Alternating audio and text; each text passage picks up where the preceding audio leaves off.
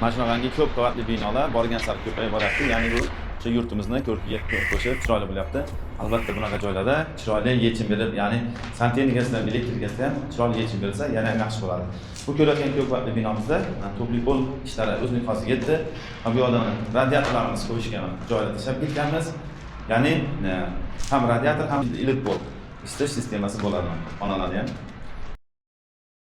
Har bitta quvurimiz alohida, ya'ni to'pli bo'limiz o'sha xonaga kelguncha izolyatsiyada kelgan. Radiatorlarimiz ham oxirigacha. Mana shunday holatlarda ish rejimi bo'lyapti. Ma'mur charchamasizmi? Rahmat. Va alaykum assalom. Loyiha bo'yicha ishlashning afzalligi nima degan Ma'mur? Loyiha bo'yicha hammasi oson, tez Va bexato bo'ladi. Ya'ni oldindan qayta loyihalashtirib, mana reja qilib ishlanadigan bo'lsa, o'sha mebeldan turadigan joyi yoki boshqa joylar iliq qo'l qilinmaydi.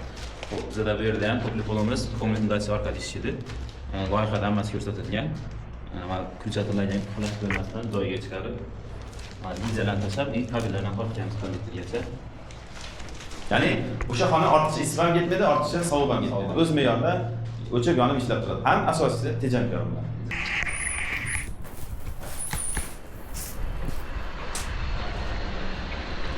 Shunaqangi xizmatlar kerak bo'ladigan bo'lsa, Sizlarga o'zingiz ham murojaat qiling. salomat bo'ling.